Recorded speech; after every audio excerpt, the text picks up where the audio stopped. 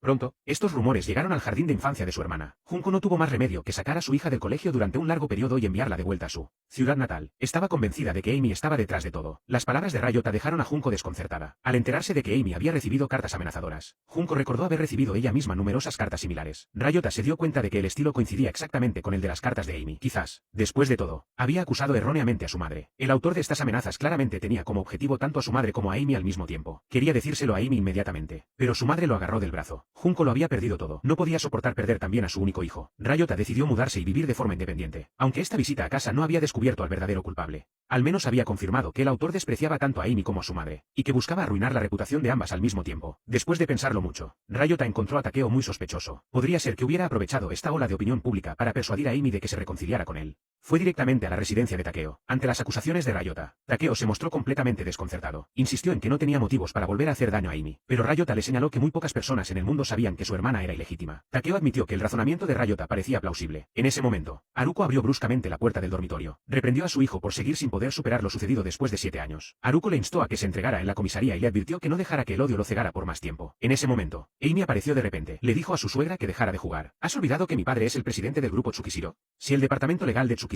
emite una solicitud de divulgación, la verdad saldrá a la luz rápidamente. Además, hemos extraído pruebas de huellas dactilares de las cartas amenazantes. Al principio, Amy había sospechado de Junko, pero hace 7 años, Junko eligió a Ryota en lugar de a Takeo. Solo Haruko tenía antecedentes. Para lograr sus fines, explotaría a su propio hijo. Al ver que no tenía sentido seguir fingiendo, Haruko dejó de aparentar. Consideraba que todo era karma. Era culpa de Amy que hubiera soportado 7 años de infierno, incapaz de encontrar trabajo en ningún sitio. Se enfrentaba al ridículo allá donde iba. Ryota no podía comprender el motivo de Haruko para atacar a su madre. Haruko se enfadó aún más al mencionar el nombre de Junko. Fueron Takeo y Junko quienes engañaron en aquel entonces, porque Junko no había recibido ningún castigo en estos 7 años, actuando como si nada hubiera pasado y dirigiendo su peluquería. En este punto, Haruko creía que Takeo era la raíz de todo el mal. Si hubiera cooperado con su plan y se hubiera casado con Amy, nada de esto habría sucedido. Amy instó a Haruko a que fuera a la comisaría y se entregara. Incapaz de aceptar la derrota, Haruko agarró un cuchillo del fregadero y se abalanzó sobre Amy. Takeo declaró que ellos mismos se lo habían buscado. En el peor de los casos, habían perdido sus trabajos y su posición social. Si podían dejar atrás el odio, las cosas aún podrían salir bien. Pero Haruko seguía convencida de su inocencia y salió furiosa. Inesperadamente, se encontró con Sota en la planta baja. Sota no se había dado cuenta de que Haruko era tan obstinada. Parecía que su castigo en aquel entonces había sido demasiado indulgente. Este incidente no solo le demostró a Amy que Takeo estaba realmente arrepentido,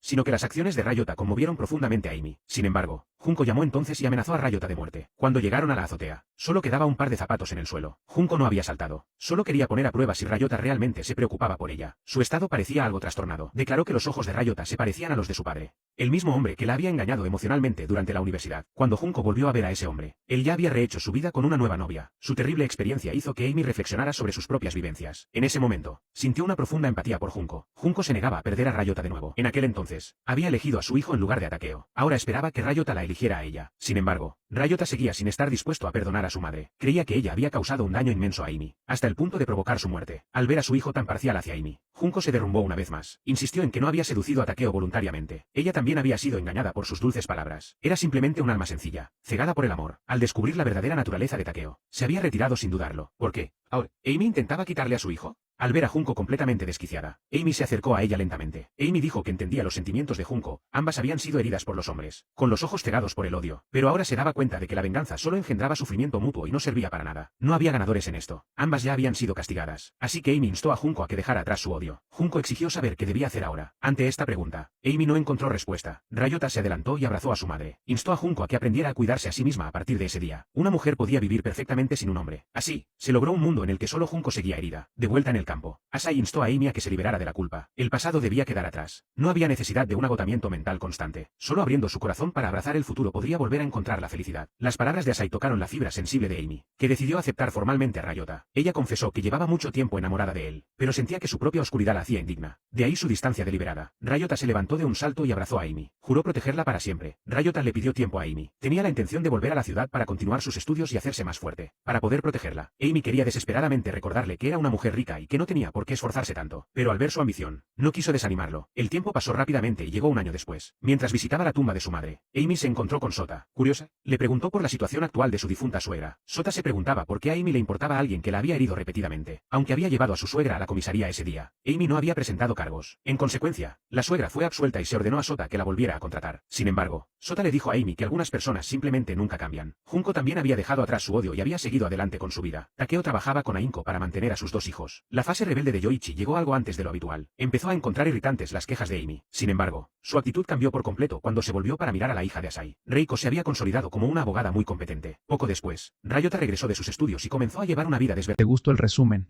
¿Qué piensan de hacer el resumen de la historia completa? Deja tu opinión en comentarios.